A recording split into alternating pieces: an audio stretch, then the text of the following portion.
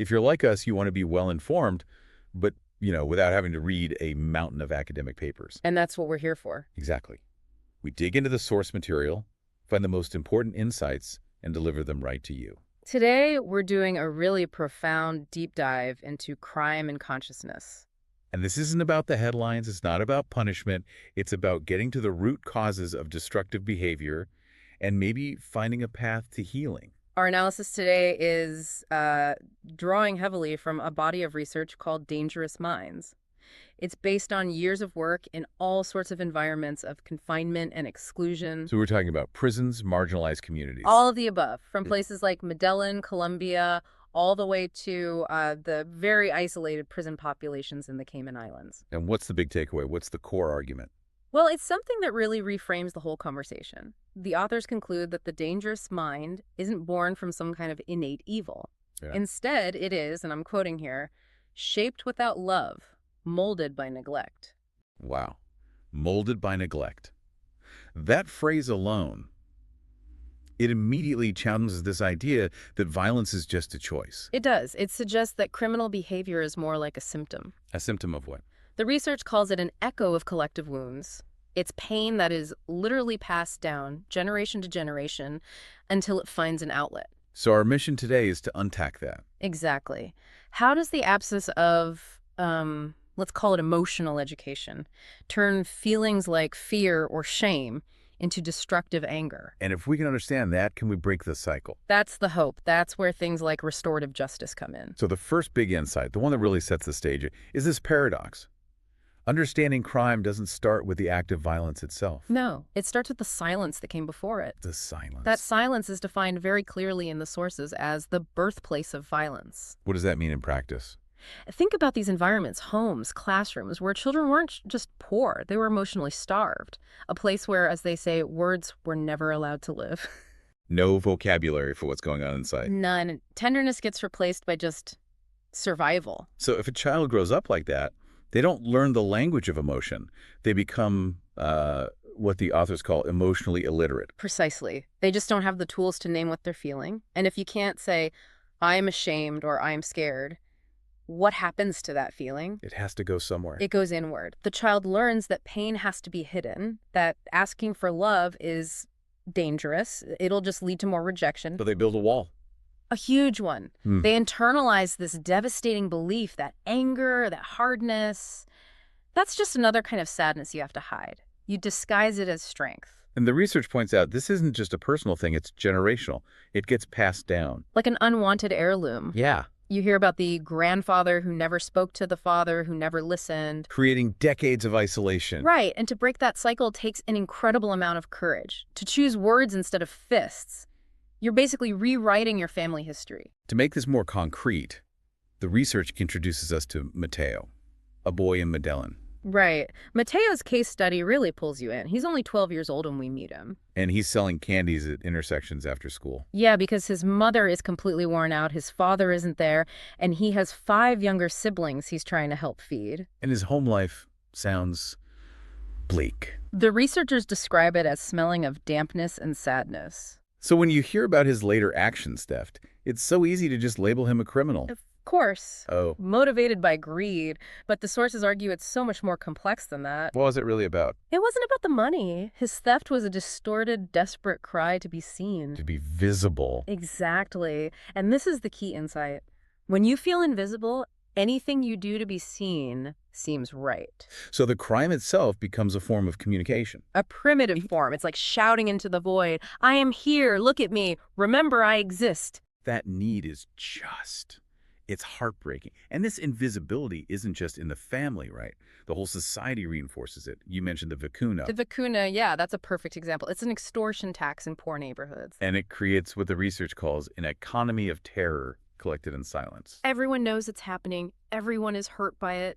But speaking out is just too dangerous. So this constant threat. Yeah. How does that normalize crime as a way of life? Well, this is where social psychology comes in.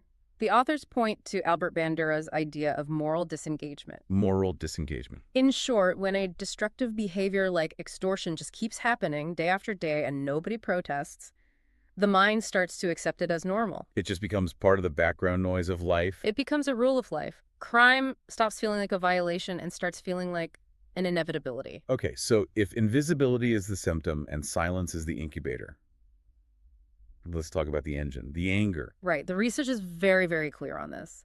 Anger is almost never the original feeling. It's armor. Emotional armor. It is always a mask. And drawing on shame theorists like Sheff and Nathanson, the material argues that anger is almost always a disguise for shame. So when a person feels humiliated, rejected, small. Fury gives them the illusion of control, the illusion of dignity. The conclusion is chillingly simple.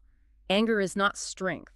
It is disguised fear. That changes everything. It reframes the whole problem from one of control to one of protection. And it's learned. This armor is built from the earliest moments of life. The sources call it inherited anger. Children confuse aggression with strength. And punishment with education. We see it perfectly in this one confession from an inmate. He told them, "My father never said he loved me, but he always told me to be strong. Now I understand I confuse strength with anger." That realization must be devastating, to see that the very thing you thought was your strength was actually pushing people away. It's the core failure of that kind of upbringing. The child learns that survival means being hard, not being connected. And this pattern isn't unique to one place. No, it shows up everywhere the research was conducted. This isn't just a local problem, it's a universal psychological struggle. Yeah, it's amazing how the study connects Medellin to places in the Caribbean, like the Cayman Islands and San Andres. The circumstances are different, but the emotional architecture is identical. How so? In the Caymans, you had inmates who were the forgotten children of tourists or fishermen. Yeah. They felt totally unrooted. And in San Andres. You have the indigenous Razel youth who feel like strangers in their own land because of overpopulation and development. But in every single case, crime offers the only path to the illusion of power. So the common thread isn't poverty, it's exclusion. It's that unspoken desire to be seen, even if for the wrong reasons. Exactly. And when you combine that exclusion with trauma, the mind adapts. It creates a reality where violence seems logical. It's what the sources call a cognitive adaptation to trauma. The unhealed wounds literally build a new architecture for your thoughts, one where violence seems necessary for survival. And that's where you get that phrase. I had no choice. It becomes the vocabulary of someone who has stopped believing alternatives even exist. So if the mind can learn to adapt dangerously, how does it unlearn it? And that is the pivot point of the whole deep dive, the solution. Which is a framework called identity restoration theory, or IRT. Right. IRT was developed through doctoral research with Razel ex-offenders. And what's crucial is that it sees moral change as more than just psychological. It's about recovering your identity, your sense of belonging. Exactly. Rehabilitation has to be cultural, not just clinical. You're healing the part of the self that was wounded by disconnection in the first place. So how does it work? How do you take a mind that says, I had no choice, and guide it toward accountability? The theory breaks it into 3 phases. Phase 1 is recognition. Recognition. It's about seeing yourself as something more than your worst act, stepping back and understanding why you did it. Like the inmate, Raul, who realized It wasn't violence, it was fear. That single realization is massive. It lets you change your internal story from one of hate to one of hurt. that shift in vocabulary seems pivotal, from perpetrator to a wounded person. It's the first step. You need self-compassion before you can have genuine change. That leads to phase 2, reflection. And this is accountability. Yes, but it's framed as a form of freedom, not punishment. The mind learns to think its pain instead of just acting it out over and over. Building moral maturity. Slowly and carefully. And if you can get through that, you move to phase 3, reconnection. Back to the community. Right. Reintegration through culture, through relationships. It's the moment a person stops only saying I and starts to genuinely say we. So where does forgiveness fit in? We tend to see it as this huge, almost magical thing. And this research treats it very differently. It's a discipline. It has to be earned. It's not just forgetting what happened. No, it's defined as moral reconstruction. It's work. One of the men, Juan David, said it perfectly. Forgiveness isn't given, it's worked for. And there's actual science behind this, neuroscience. Absolutely. They talk about moral neuroplasticity.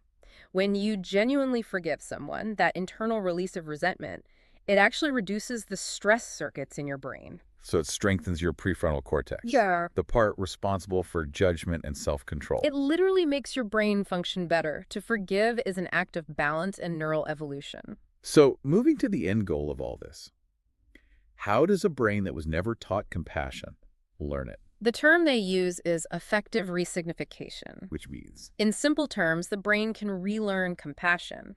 Empathy isn't a fixed trait you're born with, it's a skill you can build, even after incredible trauma. and this process can be intense. It must involve a lot of emotional release for people who've spent their lives bottling it all up. That breakthrough moment is often symbolized by tears. It's when the armor finally cracks. There's that incredible quote from an inmate. When I heard myself cry, I realized I still had a soul. For years, violence spoke for them. When they weep, they begin to recover their own humanity.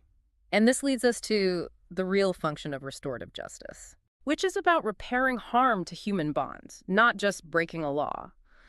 Following Howard Zehr's work, it creates a space for the meeting of two pains. Where victims and offenders meet. Yes, but the goal isn't always forgiveness. The goal is comprehension. Exactly. The victim gets their voice back, they are seen, and the offender has to confront the human reality of their actions.